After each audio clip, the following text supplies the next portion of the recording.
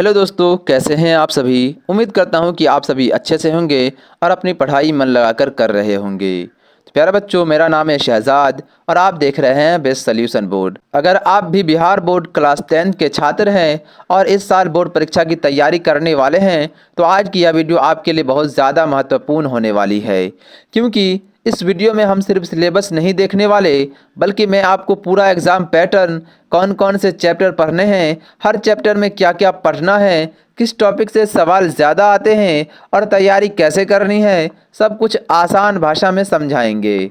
बहुत सारे बच्चे बिना सिलेबस समझे पढ़ाई शुरू कर देते हैं और बाद में उन्हें पता चलता है कि उन्होंने गलत चीज़ों पर ज़्यादा समय दे दिया है।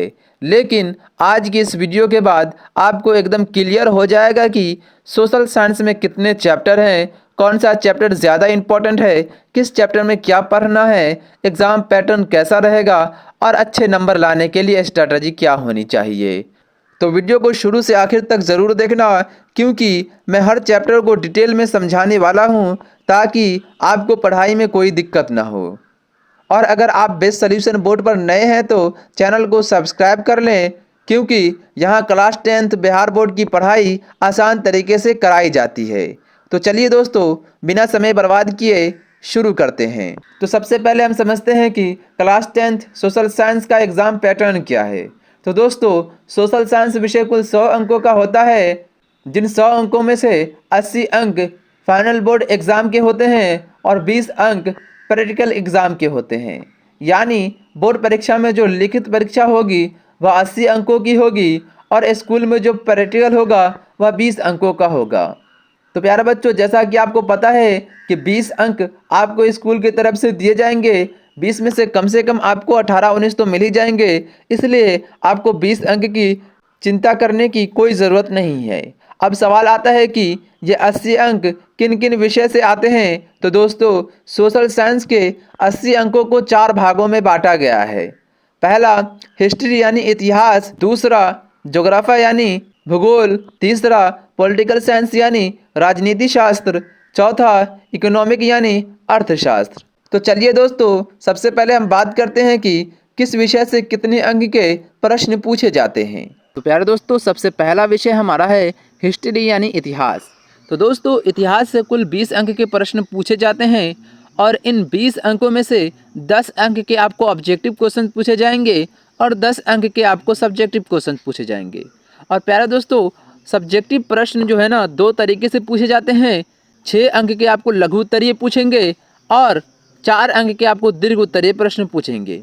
यानी हिस्ट्री से कुल 20 अंक के प्रश्न पूछे जाते हैं। अब बात करते हैं ज्योग्राफी यानी भूगोल की। तो प्यारे दोस्तों, भूगोल से कुल 30 अंक के प्रश्न पूछे जाते हैं और इन 30 अंक को जो है ना, 2 तरीके से प्रश्न पूछे जाएंगे। 16 अंक के आपके ऑब्जेक्टिव क्वेश्चंस होंगे और 14 अंक के सब्जेक्टिव क्वेश्चंस होंगे।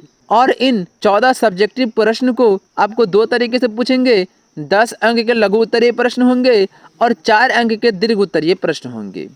यानी भूगोल से कुल 30 अंक के प्रश्न पूछे जाते हैं। अब बात करते हैं अर्थशास्त्र की। तो अर्थशास्त्र से प्यारे बच्चों कुल 15 अंक के प्रश्न पूछे जाते हैं। अब इन 15 अंक में 9 अंक के ऑब्जेक्टिव क्वेश्चंस होंगे और 6 अंक के सब्जेक्टिव क्वेश्चंस होंगे। और 6 अंक के सब्जेक्टिव क्वेश्चन में से 2 अंक के लघु उत्तरीय प्रश्न होंगे और 4 अंक के दीर्घ उत्तरीय प्रश्न होंगे। यानी अर्थशास्त्र से कुल 15 अंक के प्रश्न पूछे जाते हैं। अब बात करते हैं पॉलिटिकल साइंस यानी राजनीति शास्त्र की।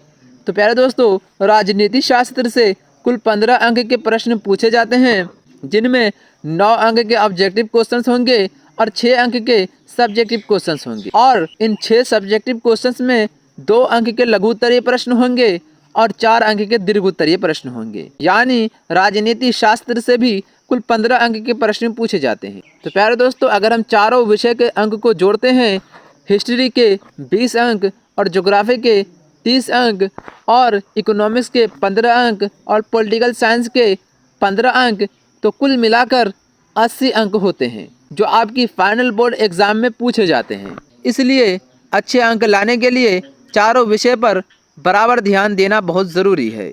तो दोस्तों, अब आपको सोशल साइंस का पूरा एग्ज़ाम पैटर्न समझ में आ गया होगा। अब आगे हम एक एक विषय और उसके चैप्टर्स को विस्तार से समझेंगे। तो दोस्तों, अब हम अपने पहले विषय हिस्ट्री यानी इतिहास के सिलेबस को समझेंगे। इतिहास केवल पुरानी घटनाओं को याद करने का विषय नहीं है, बल्कि यह हमें बताता है कि दुनिया और हमारा देश आज जिस स्थिति में है वहाँ तक कैसे पहुँचा। इस विषय में हम राष्ट्रवाद, क्रांति, स्वतंत्रता आंदोलन, अर्थव्यवस्था, शहरीकरण और प्रेस की भूमिका के बारे में पढ़ेंगे। तो आइए दोस्तों, अब एक एक चैप्टर्स को समझते हैं और जानते हैं कि हम उसमें क्या क्या पढ़ेंगे। तो प्यारे दोस्तों, चैप्टर नंबर 1 का नाम है यूरोप में राष्ट्रवाद। इस चैप्टर में हम पढ़ेंगे कि यूरोप में राष्ट्रवाद की शुरुआत कैसे हुई, फ्रांसीसी क्रांति का प्रभाव क्या था, जर्मनी और इटली का एकीकरण कैसे हुआ और राष्ट्रवाद ने यूरोप का नक्शा कैसे बदल दिया। यूरोप में राष्ट्रवाद को समझने के बाद अब हम एक नई विचारधारा के बारे में जानेंगे। चैप्टर नंबर 2, जिसका नाम है समाजवाद एवं साम्यवाद। इस अध्याय में हम समाजवाद और साम्यवाद की अवधारणाओं को समझेंगे, मजदूरों की स्थिति, औद्योगिक क्रांति के प्रभाव और रूस की क्रांति के बारे में विस्तार से पढ़ेंगे। अब हम यूरोप से निकलकर एशिया के एक महत्वपूर्ण क्षेत्र की ओर बढ़ते हैं। चैप्टर नंबर 3, जिसका नाम है हिंद चीन में राष्ट्रवाद। इस चैप्टर में हम जानेंगे कि हिंद चीन में विदेशी शासन के खिलाफ राष्ट्रवाद कैसे विकसित हुआ, वहाँ के लोगों ने स्वतंत्रता के लिए किस प्रकार संघर्ष किया, यह भी पढ़ेंगे। अब हम अपने देश भारत के स्वतंत्रता संघर्ष को समझेंगे। चैप्टर नंबर 4, जिसका नाम है भारत में राष्ट्रवाद। इस अध्याय में हम भारतीय स्वतंत्रता आंदोलन, महात्मा गांधी के योगदान, असहयोग आंदोलन और भारत के लोगों की भागीदारी को विस्तार से पढ़ेंगे। राजनीतिक संघर्ष के बाद अब हम आर्थिक जीवन की ओर पढ़ेंगे। चैप्टर नंबर 5, अर्थव्यवस्था और आजीविका।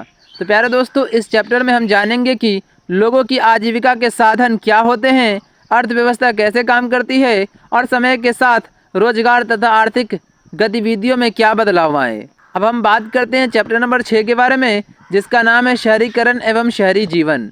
दोस्तों, इस अध्याय में हम पढ़ेंगे कि शहर कैसे विकसित हुए, शहरीकरण क्या है और शहरों में रहने वाले लोगों के जीवन में क्या क्या परिवर्तन आए। अब हम बात करते हैं चैप्टर नंबर 7 की, जिसका नाम है व्यापार और भूमंडलीयकरण।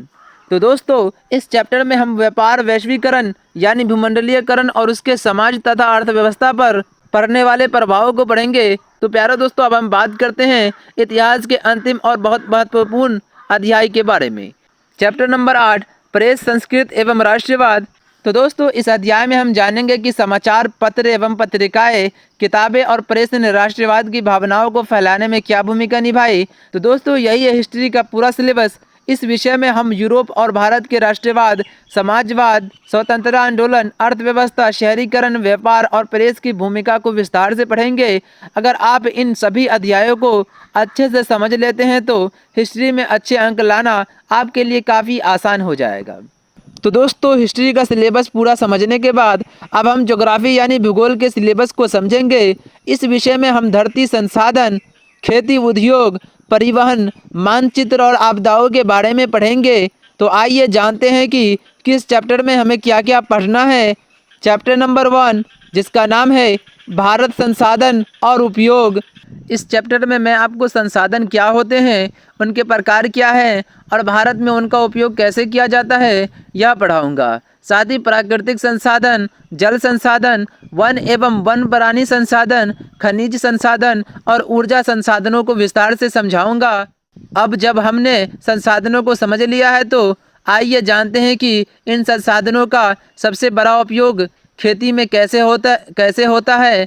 चैप्टर नंबर 2, कृषि। इस अध्याय में मैं आपको भारत की कृषि व्यवस्था, फसलों के प्रकार, कृषि की समस्याएं, हरित क्रांति और किसानों के सामने आने वाले चुनौतियों के बारे में पढ़ाऊंगा। चैप्टर नंबर 3, निर्माण उद्योग। इस चैप्टर में मैं आपको उद्योग क्या होते हैं, उद्योगों के प्रकार, उद्योगों के लिए आवश्यक संसाधन और भारत के प्रमुख उद्योगों के बारे में पढ़ाऊंगा। चैप्टर नंबर 4, परिवहन, संचार एवं व्यापार। इस अध्याय में मैं आपको सड़क, रेल, जल और वायु परिवहन, संचार के साधन तथा देश विदेश के व्यापार के बारे में विस्तार से पढ़ाऊंगा। चैप्टर नंबर 5, बिहार, कृषि एवं वन संसाधन। दोस्तों, इस चैप्टर में मैं आपको बिहार की प्रमुख फसलें, कृषि की स्थिति, वन संसाधन एवं वन संसाधनों के महत्व के बारे में पढ़ाऊंगा। चैप्टर नंबर 6 मानचित्र अध्ययन।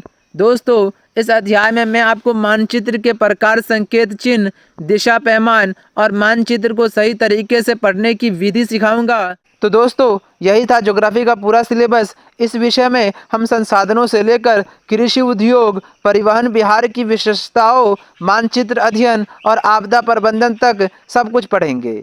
तो दोस्तों, अभी तक हमने ज्योग्राफी यानी भूगोल का पूरा सिलेबस समझ लिया। हमने संसाधन, कृषि, उद्योग, परिवहन, मानचित्र और आपदा प्रबंधन के बारे में जाना। अब हम शुरू करने जा रहे हैं पॉलिटिकल साइंस। पॉलिटिकल साइंस यानी राजनीति शास्त्र। इस विषय में हम जानेंगे कि लोकतंत्र कैसे काम करता है, सरकार कैसे बनती है, लोगों को अधिकार कैसे मिलते हैं और देश के विकास में जनता की क्या भूमिका होती है। तो आइए जानते हैं कि राजनीति शास्त्र के हर चैप्टर में हमें क्या क्या पढ़ना होता है। चैप्टर नंबर 1 की बात करते हैं, जिसका नाम है लोकतंत्र में सत्ता की साझेदारी। तो प्यारे दोस्तों, इस अध्याय में मैं आपको पढ़ाऊंगा कि लोकतंत्र में सत्ता को अलग अलग लोगों और समूह के बीच कैसे बांटा जाता है, सत्ता की साझेदारी क्यों जरूरी है और इससे देश में शांति और एकता कैसे बनी रहती है, इसे विस्तार से समझेंगे। अब बात करते हैं चैप्टर नंबर 2 के बारे में, जिसका नाम है सत्ता में साझेदारी की कार्यप्रणाली।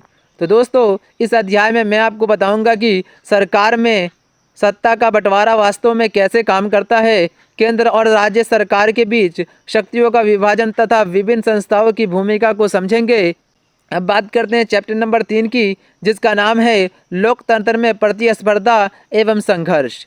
तो दोस्तों, इस अध्याय में मैं आपको राजनीतिक दलों, चुनावों, आंदोलनों और संघर्षों के बारे में पढ़ाऊंगा। साथ ही जानेंगे कि लोकतंत्र में अलग अलग विचारों और हितों के बीच संतुलन कैसे बनाया जाता है।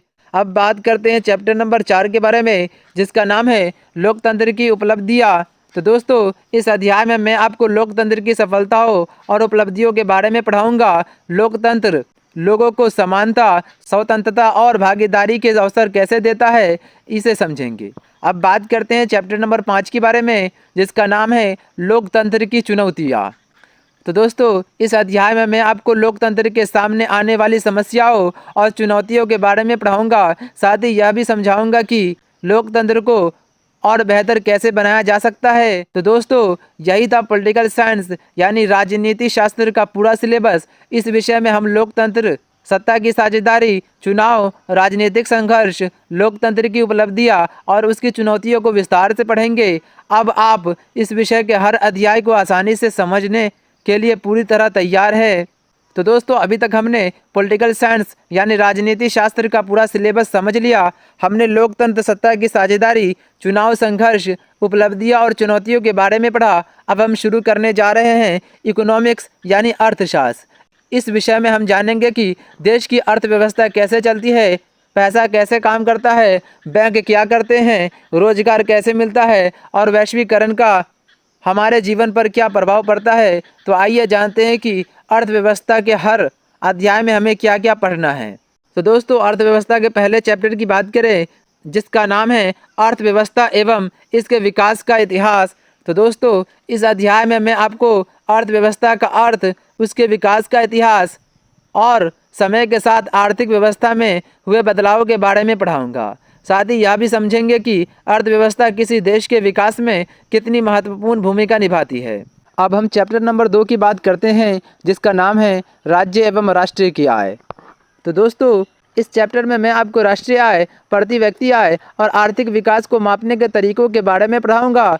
साथ ही जानेंगे कि किसी देश की आर्थिक स्थिति का आकलन कैसे किया जाता है। अब बात करते हैं चैप्टर नंबर 3 के बारे में, जिसका नाम है मुद्रा, बचत एवं साख। तो दोस्तों, इस अध्याय में मैं आपको मुद्रा यानी पैसे का महत्व, बचत के फायदे और साख अर्थात ऋण या कर्ज की व्यवस्था के बारे में पढ़ाऊंगा। साथ ही बैंकिंग व्यवस्था की मूल बातें भी समझेंगे। अब बात करते हैं चैप्टर नंबर 4 के बारे में, जिसका नाम है हमारी वित्तीय संस्था। तो दोस्तों, इस अध्याय में मैं आपको बैंक, रिजर्व बैंक, सहकारी बैंक और अन्य वित्तीय संस्थाओं के बारे में पढ़ाऊंगा। साथ ही यह भी समझेंगे कि ये संस्थाएं देश की अर्थव्यवस्था को कैसे मजबूत बनाती है। अब बात करते हैं चैप्टर नंबर 5 के बारे में, जिसका नाम है रोजगार एवं सेवाएं। दोस्तों इस अध्याय में मैं आपको रोजगार के विभिन्न क्षेत्रों, बेरोजगारी की समस्याओं और सेवा क्षेत्र की भूमिका के बारे में पढ़ाऊंगा। साथ ही यह भी समझेंगे कि रोजगार देश के विकास से कैसे जुड़ा हुआ है।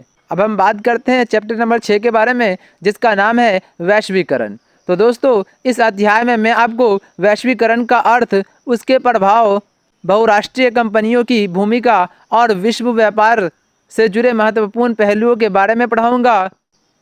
अब बात करते हैं चैप्टर नंबर 7 के बारे में, जिसका नाम है उपभोक्ता जागरण एवं संरक्षण।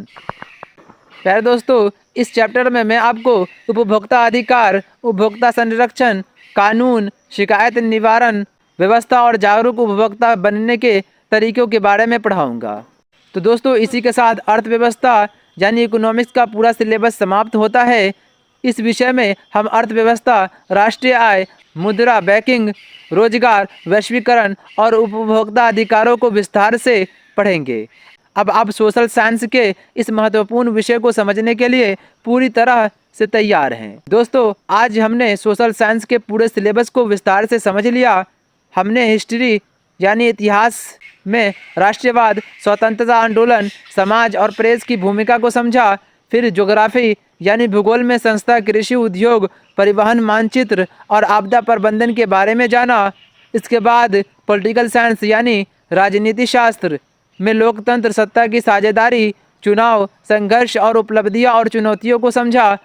और अंत में इकोनॉमिक्स यानी अर्थशास्त्र में अर्थव्यवस्था, राष्ट्रीय आय, मुद्रा, बैंक, रोजगार, वैश्वीकरण और उपभोक्ता अधिकारों के बारे में पढ़ा। अब आपको पता चल गया है कि पूरे साल आपको क्या क्या पढ़ना है और किस अध्याय में क्या सीखने को मिलेगा। लेकिन याद रखिए दोस्तों, सिलेबस को जान लेना ही सफलता नहीं है, बल्कि उसे सही रणनीति के साथ पूरा करना ही असली सफलता है। इसलिए आज से ही अपना लक्ष्य तय कीजिए, नियमित पढ़ाई कीजिए, नोट्स बनाइए, प्रश्नों का अभ्यास कीजिए और हर दिन थोड़ा थोड़ा आगे बढ़ते रहिए। मुझे पूरा विश्वास है कि अगर आप पूरे साल ईमानदारी से मेहनत करेंगे तो बोर्ड परीक्षा में बहुत अच्छा परिणाम प्राप्त करेंगे। तो दोस्तों आज की यह सिलेबस गाइड आपको कैसी लगी कमेंट करके ज़रूर बताइए।